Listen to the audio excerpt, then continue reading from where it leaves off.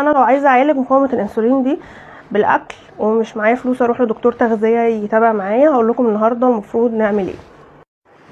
اول خطوه المفروض ان احنا نعملها هي اننا الكربوهيدرات البسيطه المصنعه اللي هي اصلا سبب في مقاومه الانسولين نقطعها. هي ما ينفعش اصلا حد ياكلها، بس بشكل عام لو حد عنده مقاومه انسولين، السكر الابيض، الدقيق الابيض، الحاجات بقى المغلفه، الحلويات، الكلام ده كله يتقطع، وليه بدائل صحيه. ليه بقى؟ اول سبب ان الحاجات دي بتجوع، واصلا من اعراض مقاومه الانسولين ان احنا بنجوع، فهي بتزود الجوع. تاني حاجه دي بتعمل حاجه اسمها انسولين سبايك، بتعلي سكر الدم مره واحده قوي وبعدين تقلله تاني قوي، فنحس ان احنا هبطانين، ودي حاجه بتخلي السكر مش مستقر. دي اول خطوه معانا.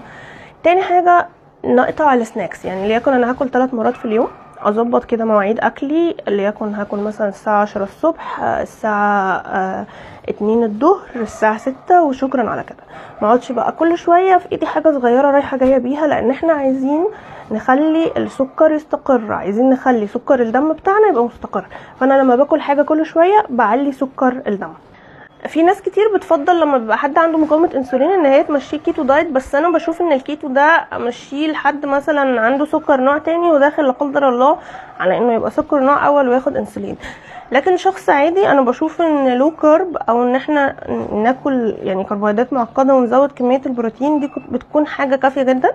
مهم كمان الصيام المتقطع، ضروري جدا نعمل صيام متقطع، ان احنا مثلا نصوم 16 ساعة. انا كنت عاملة فيديو عن الصيام المتقطع هبقى اسيبه لكم.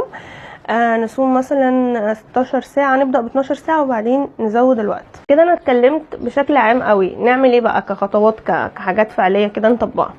اول حاجة اتفقنا بالصيام المتقطع، ليكن مثلا هنصوم 16 ساعة من 6 بالليل ل 10 الصبح، ما بناكلش اي حاجة، بنشرب سوائل، وهقول لكم كمان شوية على مشروبات ممكن تساعدكم جدا في علاج مقاومة الانسولين. تاني حاجة بقى الفطار يفضل يكون فيه بروتين بنسبة كبيرة، يعني مثلا بيضتين 3 بيضات مع جبنة قريش، يفضل طبق سلطة مع الفطار، ده اساسي. بلاش في الفطار يبقى فيه عيش او فيه كربوهيدرات بسيطة، يعني لو عيش مثلا يبقى عيش حبوب كاملة ويبقى قليل. انا بفضل في الفطار بصراحة يكون بطاطس مع البيض، يعني لو هاخد نشويات تكون بطاطس. لو عايزة حلي مثلا بشرب نسكافيه او كده، بلاش بقى ال3 في 1 والحاجات دي، ممكن اشرب نسكافيه بلاك مع لبن. انا ما بقطعش اللبن، بس هي نص كوباية لبن يعني، واحلي بالعسل او بسكر دايت، بلاش طبعا سكر ابيض. اهم حاجة السلطة. نيجي بعد كده للغدا، برضو يكون البروتين ويكون السلطة. يفضل في اغلب الايام نخلي الوجبات المعقدة بتاعتنا البطاطس، يعني ممكن مثلا نعمل تورلي، نعمل تورلي بالبطاطس. يعني يفضل البطاطس، انا بفضلها اكتر من الرز واكتر من المكرونة وكده. وممكن يوم تاني على فكرة ناكل عادي بروتين وخضار بس. الفواكه قشطه ممكن بعد الوجبه على طول، وطبعا مفيش عصاير خالص، انا باكل الفواكه زي ما هي كده.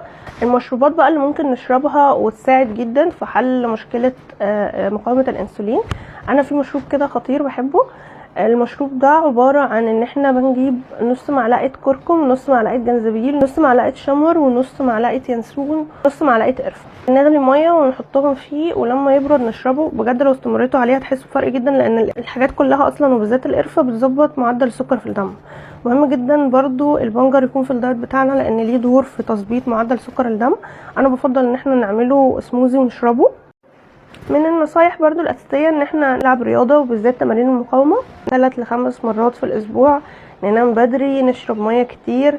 في البدايه واحنا ماشيين على النظام ده هنحس ان احنا هبطانين وجعانين ومتعصبين، ده طبيعي جدا.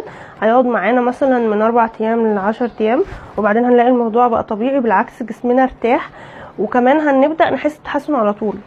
نسبة البروتين مهم تكون كبيرة في اكلنا يا جماعة، احنا كده ماشيين لو كارب، يعني انا مش اساس اكلي النشويات، ببدل النسبة بتاعة النشويات. يعني لو احنا بقى بنتكلم ان احنا هنحسب الكالوريز بتاعتنا وكده، نسبة النشويات بتاعتي ببدلها بنسبة اكبر تكون دهون، يعني بشيل النشويات واحط دهون، بزود نسبة الدهون وبقلل نسبة النشويات.